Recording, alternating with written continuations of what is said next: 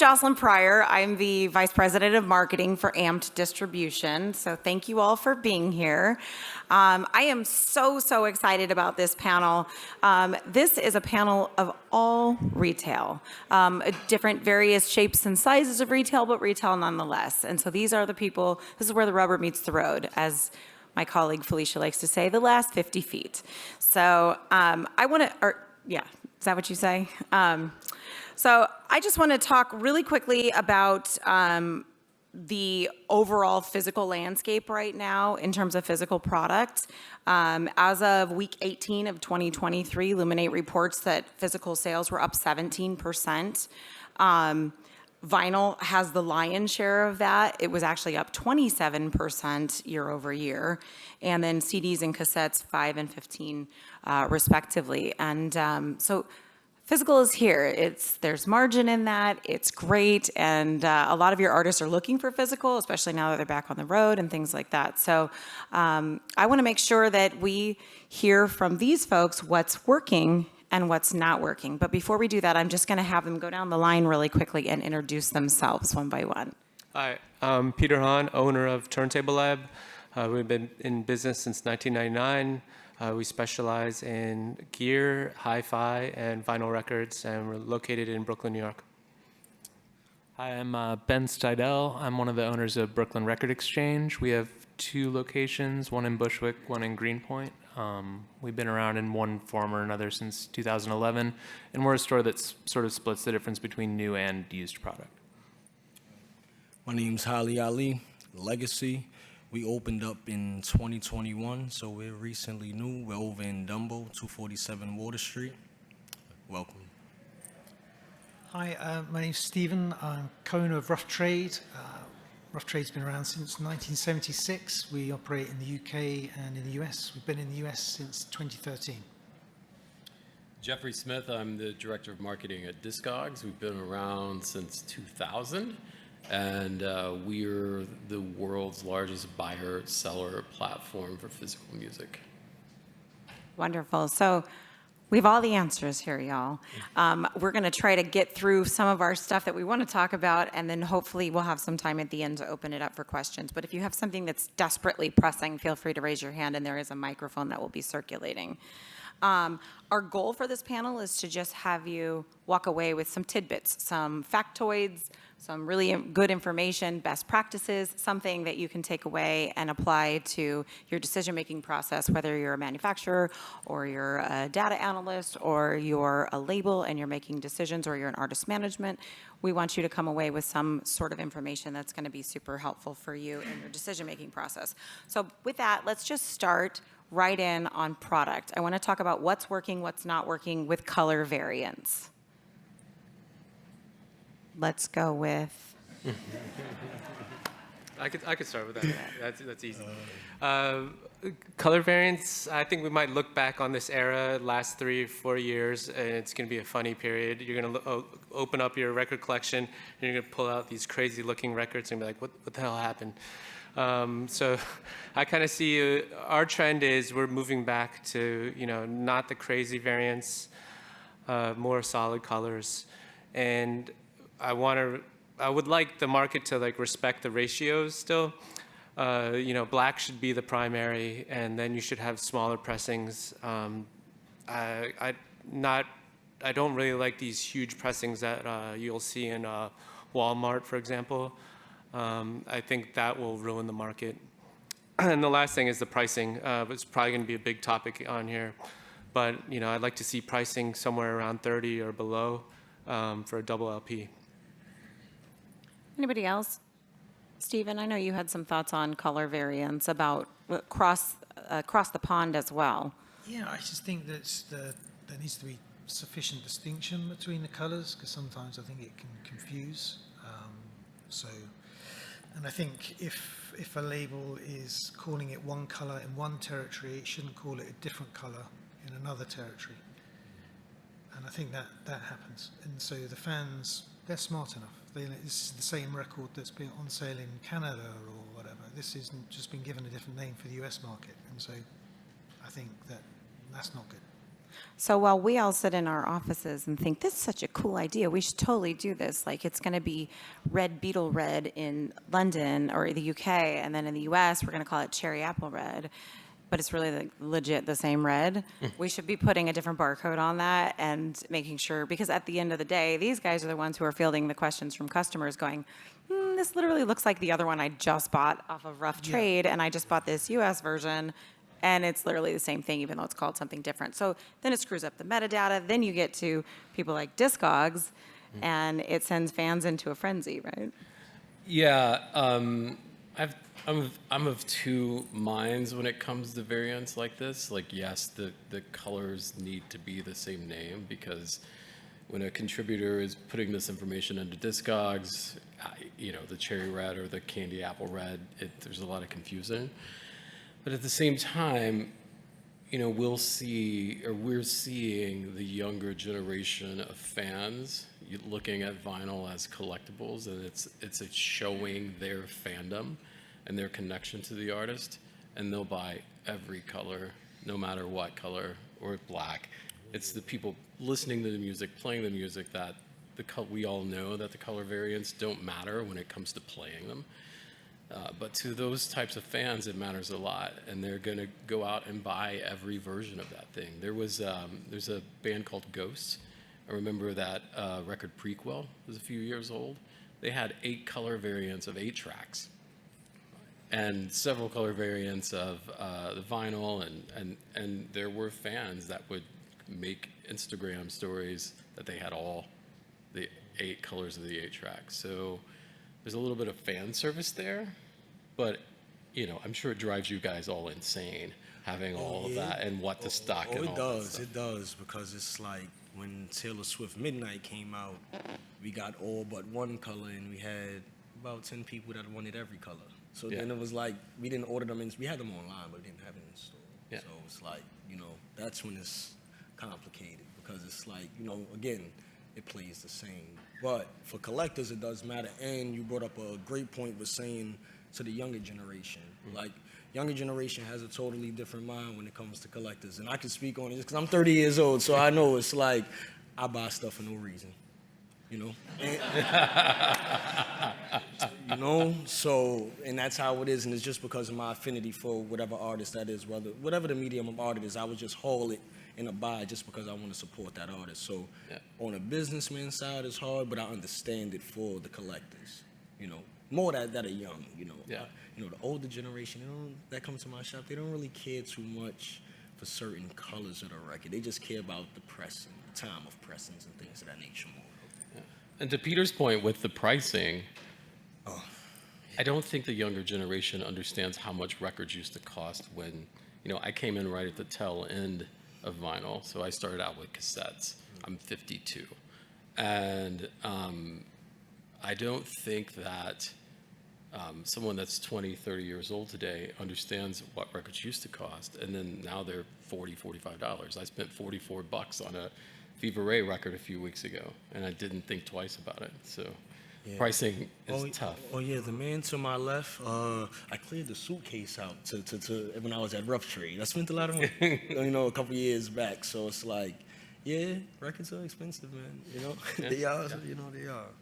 Yeah. And are the customers even opening them? I hear that there's the youngsters that are just, it's just show of fandom as opposed to actually like the listening experience. And then there's the group of fans that are the actual avid listeners.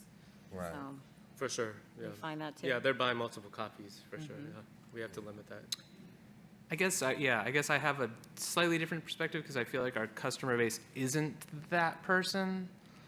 And just the point kind of regarding pricing I wanted to make is if we've got a colored variant that's $2 more than the non-colored variant, and we've got both of them in the store, we will sell more of the black vinyl standard edition.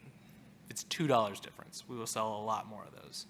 And I think, as far as our customer base who's coming in, especially coming in looking for used records as well as new records, and maybe not there to buy a specific thing, but to get recommended something, there's just not, people who are shopping at my store by and large don't care about color variants, especially if it means the difference of a couple bucks. Yeah, as a distributor, we often will tell our labels, look, if you're strategizing around a color variant or color variants and what to do, if you think you can sell more than you were already planning on selling by doing the color variant, yes, let's do that. That makes a lot of sense. If you're just going to neuter your ability to sell the other version, that does not make sense, right? So why do that? I know that a lot of the artists are like, oh, but I want like 5 colors, and I get that, but also putting a glut out there doesn't necessarily make financial sense, not to mention time-wise at pressing plants and things like that as well. So, but this is a great segue into, does packaging matter? Oh, yes. Speak to that. Oh, Say because more. beauty matters, and when you make things look good, it's favorable to people. So again, you know, sometimes I buy stuff because it just look cool, right? It doesn't have utility sometimes, but again, in the time where I know it's like a certain artist, I do buy 2 records because I'm gonna play one and I'm gonna have one for the wall, right? So I think merchandising matters a lot in our business. As far as new arrival records going, like reissues, packaging very much does matter. Yeah, I think as records approach $40 average price, like the price value proposition, the cover makes the most difference. That's the first thing you touch. You open it, a nice gatefold, you know, heavyweight, liner notes, all that. That's going to make it seem like it's worth $40. And market that stuff. Put a sticker on it. Put all those data points in your metadata. Make sure that your distributor, your label, your one sheets, your social media call attention to it, because every one of those little details that your production guy had to go through painstaking effort to handle, they all mean something to somebody. So I think it's super important to tout it. I love a detailed hype sticker, you know? Me too. I think that from our side, I think that packaging, great packaging is fantastic, but it shouldn't come at the cost of affordability. And you know, we've just been talking about the costs of vinyl, and then what we're doing at the same time is actually saying, oh, well, let's make it cost more, because you know, fancier packaging is going to be a more expensive record, and that's fine if it's a variant of a few, but if it's the predominant issue, then you know it discriminates against those who have less money, and I think that shouldn't. Foremost, people want the music, so I would argue. I agree. I think that is a cautionary tale. I completely agree with you on that. I agree. I think pricing is most important. Yeah. Absolutely. Oh, yeah. You want to say more about that? No. Oh, okay. Let's talk about unboxing videos and marketing tools and things like that. What is helping you sell more? What's not working? What works? What do you want from the labels, from the manufacturers? What would help you sell more? You hit it with, unboxing videos helps. Getting involved with a lot of people that are really into like TikTok. TikTok helps out my shop a lot, and all right, thank you, I appreciate you. And I think getting in tune with the now, as far as, again, I'm just keep bringing up the youth, because a lot of people come into my shop, and my favorite question is a lot of young people, and I'm like, how did you hear about the shop? And I don't pump on TikTok heavy. It's other people just coming to the top, making their own TikToks, tagging Legacy Dumbo, and people are traveling to the shop from that. So I think as far as marketing, TikTok helps a lot. I know it's annoying. That's why my TikTok is not packed up. Someone else runs my social media right now for the shop, so it makes it a little bit easier for me. But just being really human with it, not being so, post a flyer is cool, but seeing people engage with the product is better. So I think that helps. I think indie variants help for sure. That's something that indie stores can get around and market themselves and push, knowing that Amazon's going to have probably the black vinyl at like $3 cheaper than we are. So having an indie variant at full price, I love having that, and I'll push that, promote that, put that on a pre-sale. Stephen? What doesn't work? Prime. Prime. And specific on unboxing, I think obviously if unboxing videos, if the particular variant merits unboxing video, then it should be done by the artist. I think that's really important, you know, and for it then the artist to be putting it on their socials. That works. I think that's a real, That's dope. yeah, really I important think point. you're so right. Can we just say that again, louder? Does everybody get that? Everybody who's working with artists out there, it's the closest touch point you have with your fans is the artist and their social media, right? So it's so important to have those unboxing videos, to have that information, those little content bits going out on social media and tagging retail, and saying where it can be purchased, like leading the horse to water. So super important. We've done quite a few, as Discogs, we're asked to help labels market new releases because we don't deal in pre-orders and things like that. The times that we do partner with a label and the artist, we can tag the artist in the social media posts, they reshare it. We see 4, 5, 6x the amount of pre-order sales that we can generate for the label, just because of that artist involvement. So if any of you work with artists, it's like encouraging them to repost and use all the devices that are available to them to be able to help drive those things is going to be very important. Smart URLs that actually lead to retail, in addition to your D2C, we know that's important as well, but that shouldn't be the only thing those smart URLs are leading to. It should absolutely be leading to retailers as well. That is hugely important. To 180 gram or not 180 gram? That is the question. What do you think? I think, from my perspective, whatever hype around 180 gram has lost all meaning. And it's more expensive to ship. So I don't see the point at this point. Yeah, I think environmentally it's not valid. There's no improvement in sound quality. It's more durable in shipping, but that's not necessarily a reason to do it. As I say, I think in terms of wider responsibility, there's not really a call for it. Yeah, and I've never had people really come and ask about whether it's 140 or 180 when they're buying a record. They don't ask that at all. So. Okay. Yeah, it's more important where it's pressed at, to be honest. As a listener, the pressing plant means more to me than the weight of the pressing. Okay. Do you think, I'm curious, as a follow-up, do you think that there should be more marketed about what pressing plant was used? I don't know that the average consumer knows enough. You would have to have an expectation for them to know about pressing plants and the different mechanics of what all that is. I work in this stuff every day, and even I am like, what is plating again? So that's a lot to ask a consumer. I mean, there's a robust discussion on Discogs about pressing plants. Yeah. But it's still a pretty niche market, but It's niche. But the people that are into buying audiophile recordings and care about that Absolutely. know everything about it. So, they're going to be the ones that go do that research. Okay. Okay. Let's talk about brick and mortar.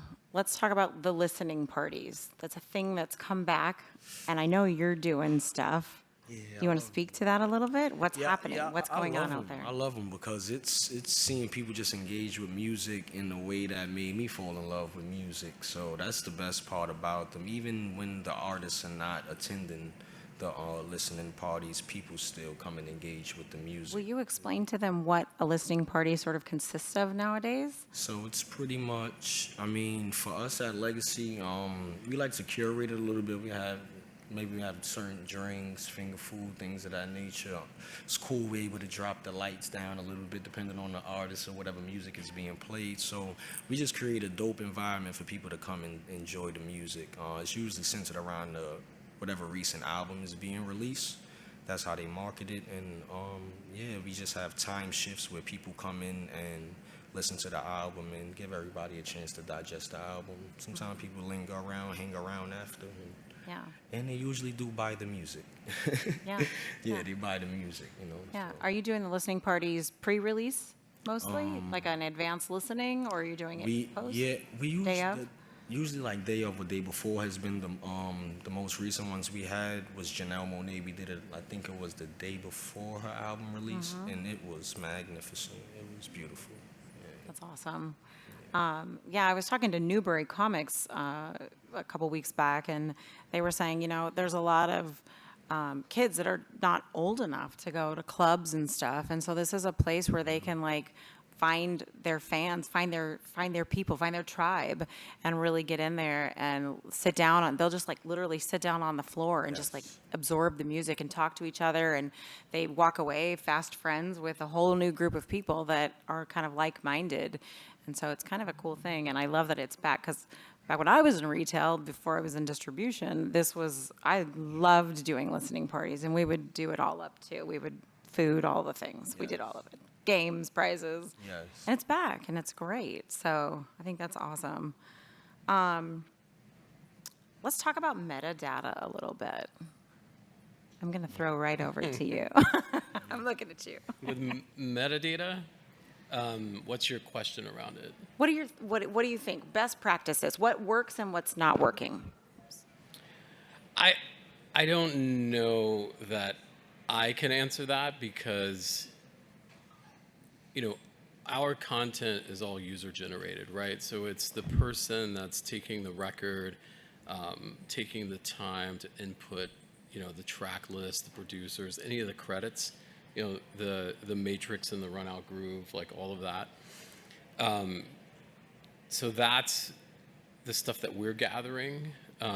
There are on and off issues around the UPC code that we've talked about that some people are just slapping the same UPC on all the different color variants, and that's becoming less of a practice now. They're all getting their own UPC code, but that used to not be the case. So if you scan it, it's just going to pull the record up in Discogs, which is challenging. I think it still happens a lot on the barcodes. I think there's not enough new barcodes. There's not enough at all. Yeah, Say. I agree with you, Stephen. And I feel like if there's one takeaway you can take away from this is if you have a new variant of any kind, there should be a UPC that goes with that. Totally. Also, with reissues, you should have a new barcode on that because think about it, if it's a reissue, I don't care if it's 5, 10, 20 years old, you get onto the marketplaces and it's like just, it's like a wasteland sometimes with so many different variants and so many things under that same barcode. So you really want to make that distinction and have a new barcode on that stuff as well. That would be best practice. Sellers will scan a Yep. record and, based on the barcode, list it according to what the barcode presents. They sell the record and then the customer receives it and like, hang on a minute, this isn't what I, expected to receive. Then there has to be this whole refund process and the seller looks bad, but it's not the seller's fault. It's the barcode. Yeah, it's not. And look, let's take the Beatles' Sgt. Pepper's, for example. There's over 1,000 different variants of that record. When you go across the formats, right? So if it has the same UPC and you pull that up, it's like as a buyer that's on Discogs, you're not going to know if you're getting an original pressing or the latest reissue or the one that happened in 1984, whatever that is. It's like you're not going to know. And most buyers just want a copy of the record. They don't care, right? So, but it is helpful, obviously, for these guys up here, to have those new UPC codes when the reissues come out. Yeah, I just don't think there's an excuse not to do it. I mean, legacy-wise, obviously, if you're going back 50 years, you can understand, and I think the customer would understand in that instance. But today, there's no reason why it, shouldn't be default. Yeah. It's definitely important for collectors as well. I know collectors, that would help them out as well because I do have the collectors that come into the shop and I send them straight to you guys. I'll be honest. We don't really have a Discogs page because I actually I like to short sell. I would have a collectible and sell it for less than it's worth just to give people an experience with the music. And if they're a reseller, they might list it on the Discogs themselves and be able to make something off the record, right? So I think having, the distinguished barcodes do help, You guys have thoughts on that too? I mean, I love when it's really easy to tell the difference between the pressing that just came out and the one that came out 8 years ago. And yeah, I think we're all pro barcode here.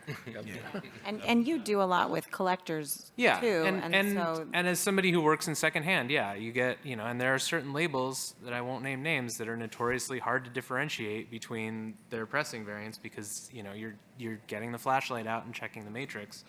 And then there are labels that, change the barcode and you're like, thank you guys. So yeah, I mean, I don't see any reason why not to do that. yeah. Let's talk about D2C for just a second. I just want everyone to hear from you how that is impacting you in retail. What does that look like? What kind of hurdles does that present for you? What could be a great workaround? Stephen, you want to start? I see you shuddering over there. I was going to say, don't get me started. Oh. I mean, to answer the question how to sell more vinyl, I would ask, is that the record labels selling more vinyl, or we collectively, record labels and independent retailers, selling more vinyl? Because there's an increasing discrepancy between the two. Selling new release records today, I think, is increasingly unviable. And it forces independent retailers to diversify their offer into hardware, secondhand. Basically, the relationship is such with new release vinyl that there's an inverse relationship between risk and reward. It's really tough, a daily battle to sell new release records in the US. And knowing how we do it in the UK and how it compares to the US is so much tougher than the UK, and we're talking about the same releases. And for me, D2C is certainly part of that. And I think that we will be in a situation in 5 to 10 years where if something's not done about the situation, then I think that you will see far, far less independent record stores in the US. And as a result, the label community won't have those community hubs where they can break new artists. They'll just have a series of D2C stores with existing fan bases. I think there are 5 steps that can be done in terms of how we collectively, independent retailers and record labels, not just record labels, can sell more records.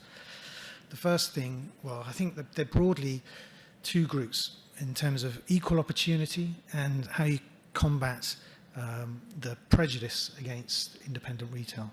The first, in terms of equal opportunity, is equal opportunity on product information. There's no point giving us product information on a new release on the day of release. You're giving yourselves first to market advantage. You're allowing the independent retailer to pick up the pieces, and by then the horse is bolted. We need that product information upfront and complete, so that's price, etc., etc. That is unfair as it currently is. There is not an equal opportunity. The second equal opportunity is on pricing, retail pricing. Please don't undercut retail, independent retail on a D2C. For me, that's unbelievable. It's difficult enough when it comes to independent retail when you're trying to put your finger in the air and work out how many you want to buy of an upcoming release, to get allocated on it, etc., be up against D2C, other, Target, what have you, but to then find and see that it's on pre-sale at $7, $8 less D2C compared to what we look exploitative.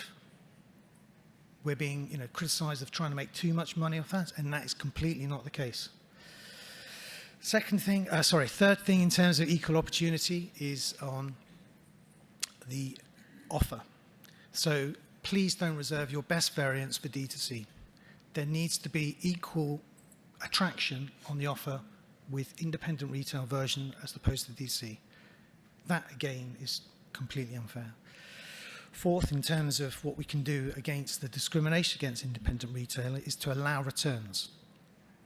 If you're selling D2C, there's no reason why you can't take returns. After a 60-day period, unwanted, unsold products, take them back.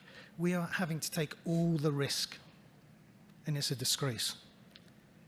And You know, as I say, it's impossible for a mum and pop record store to take that amount of risk. If you're confident in selling, by the time the record actually comes out and all the pre-sale that goes before it, you've got no idea what demand is left by the time it hits the store. And so if you're unable to sell those records, you can't do anything about it. You've got to just swallow that. And that's a ridiculous situation for any retail sector to be in, let alone one that professes to be the spirit of independent community.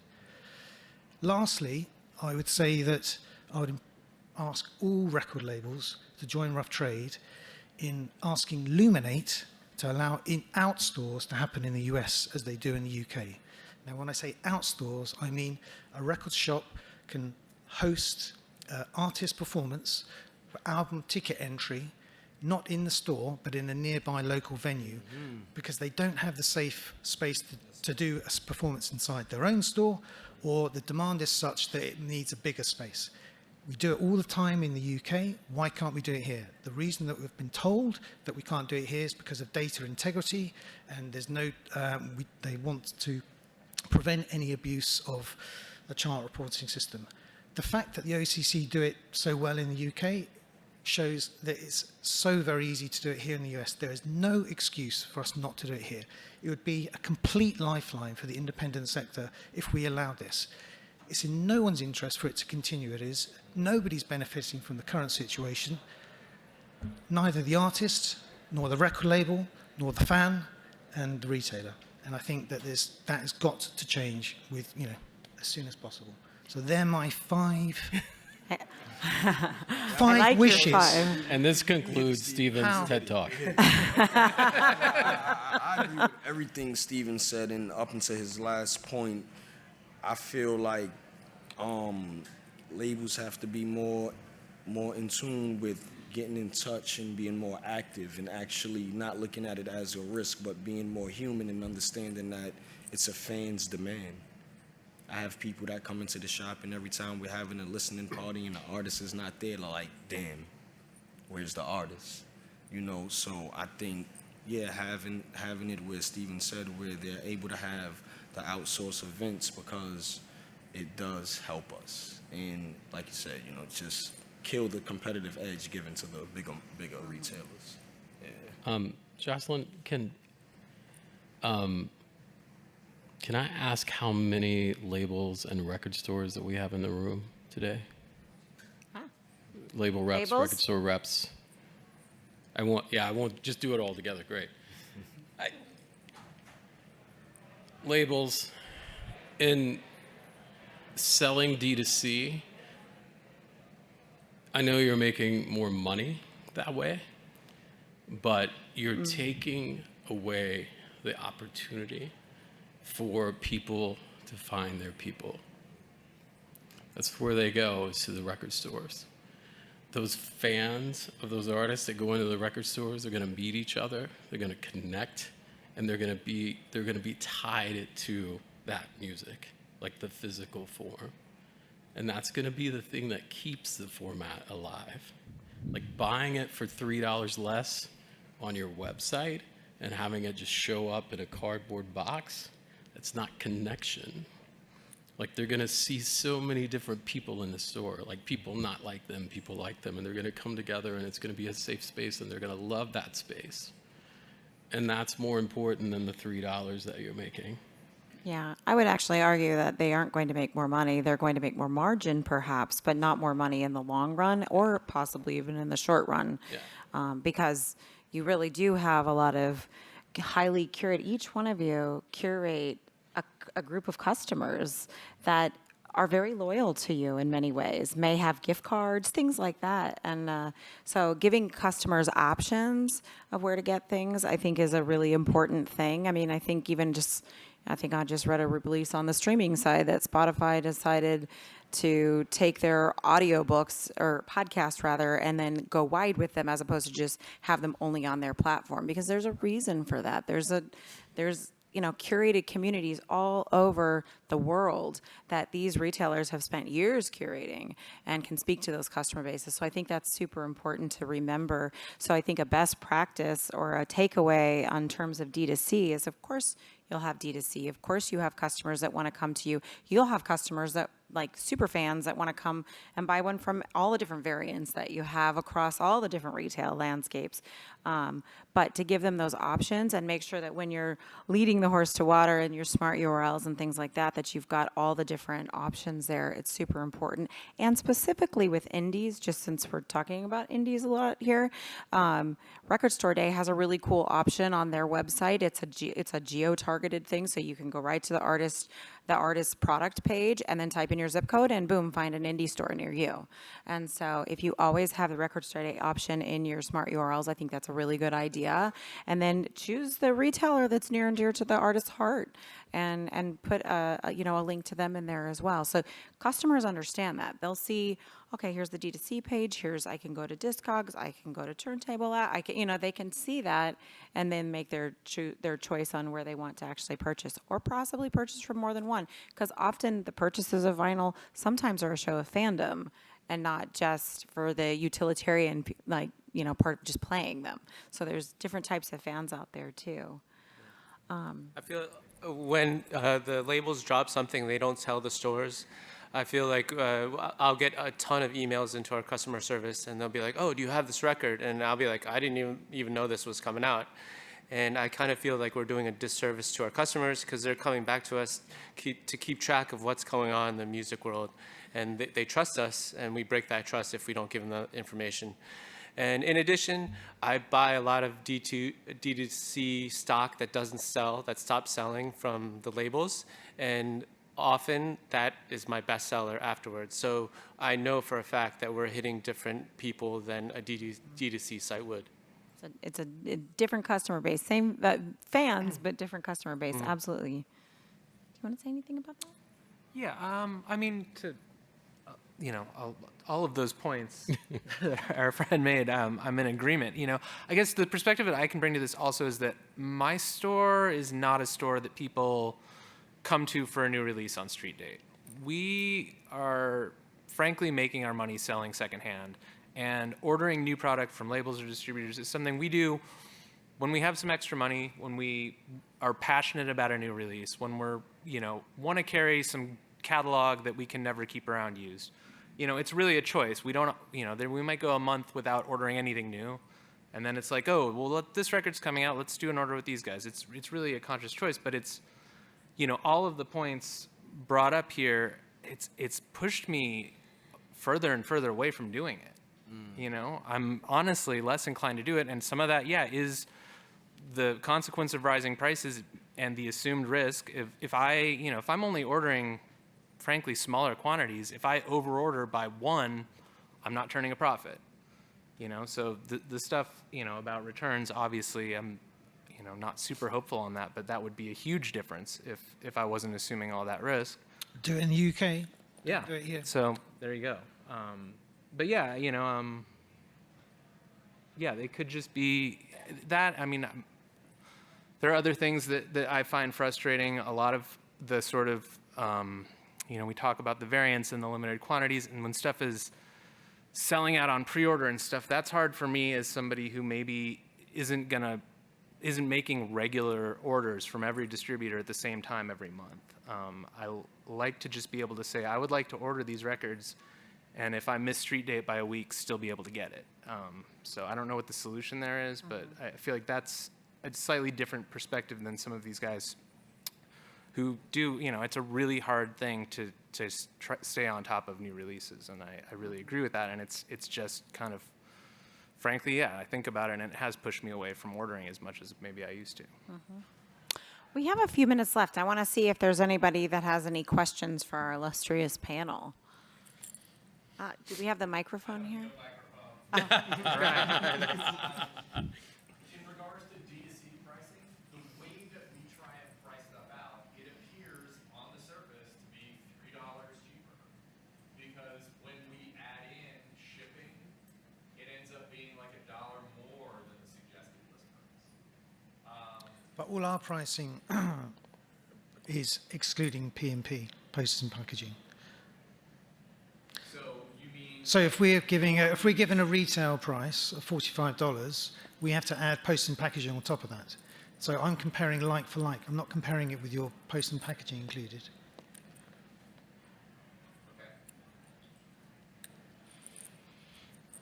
Was there, go ahead. So I feel like, going back to the vinyl color thing from before, I feel like we've sort of lived through the rise and fall of shop exclusive color variants where, X shop wants 300 units of a release on their own proprietary exclusive color. In your experience, do you see that trend starting to die off, or is that still like a valuable proposition for a lot of retail outlets? I can speak as a distributor who has retail call all day long asking for exclusives. 100%, they all want an exclusive. I wish I could give one to everybody. The way that we navigate through that conversation is really looking at it going, okay, how many do we think we can ship of the black unit or of the regular version? How many more do we think we can ship? Who do we think are the retail partners that could move the most units, particular to, specific to this band or this artist? And then we go through and just do a strategy session around each one, and really it's unique to each one. Can Vinyl Me Please do something with it? Should it be a record store day title? Should it be an indie exclusive? Because let's face it, there's a ton of indies that are not in coalitions as well, thousands of them actually. Should it be a FAMS coalition, the black-owned indies? Should they have, a week earlier? Beyonce did that. They gave her record 1 week exclusivity earlier to the FAMS coalition, and then gave the same record to everybody else. So that wasn't a variant. That was just a different strategy on the rollout. So there's different ways to look at that, but you really want to look at it from every single vantage point and decide, am I going to neuter my sales? Am I going to add more sales to this? If I, how are the fans going to react to that? Plus, you also want to consider what you're doing on your D2C and, any other types of things that might be happening in any other territories as well that might affect, like US, for instance, or just all over the globe. I think a retailer exclusive is great. It's like the cherry on the cake, brilliant. But in terms of indie exclusive, there's not enough supply. We are getting allocated the whole time on indie exclusives. You put in an order for X, you're lucky if you sometimes get 25% of what you asked for. Sorry. So do you guys know what allocations are? This is like the biggest nightmare of all time for a retailer because it's a whole lot of disappointed customers. So you decide you're going to go into manufacturing. You're like, you know what? I don't know what we're going to do. Let's just make 500 units. Suddenly we put the metadata out there to thousands of accounts. We get 6,000 orders. Well, guess what? Somebody's not going to get it. And so a whole lot of people, particularly in e-commerce land, have taken orders on that stuff and now have a whole lot of disappointed customers. And so it is so mission critical to be able to get those numbers right on the front end. So if you're a label, you want to talk to your distributor. What should the numbers be? You want to look at the metadata. You want to, the Luminate numbers and SoundScan and benchmark. And you want to call key partners, key retailers. Call Rough Trade, call Legacy, call Turntable. How many do you think you could sell of this? Have your key constituents that you can call and get, Dennis, we need what's in that brain of yours all the time.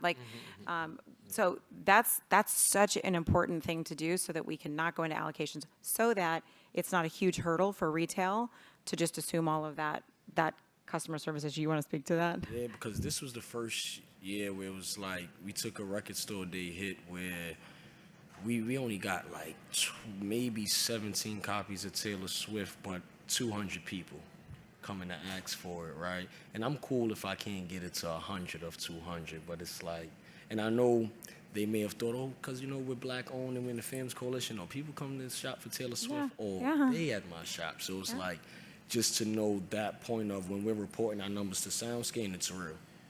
It's anytime certain releases come out, people call the shop down sometimes 2 weeks prior, 3 weeks prior, looking to see if we have it, and we usually don't have as much as we need. Not even just with Taylor Swift, many artists. Yeah. I'd like to add also the 300, 1,000, 2,000 variants definitely help. If I get a variant, exclusive variant, I'm sitting down with my marketing team. We're coming out with a 4-week plan to market your whatever that exclusive is.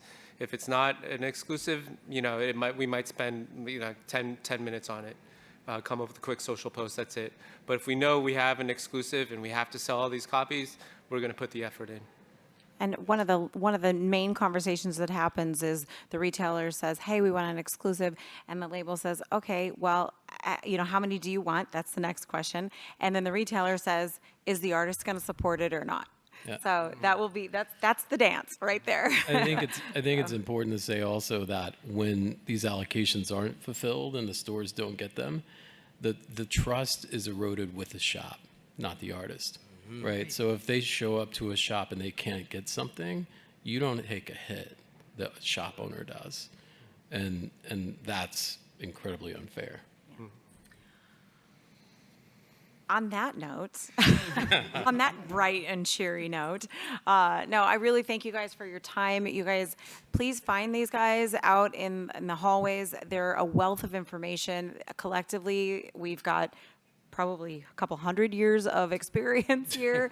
And so please make sure to stop them, ask them questions. There's such a great information there. And God bless the retailers. We love you. We heart you. Thank you.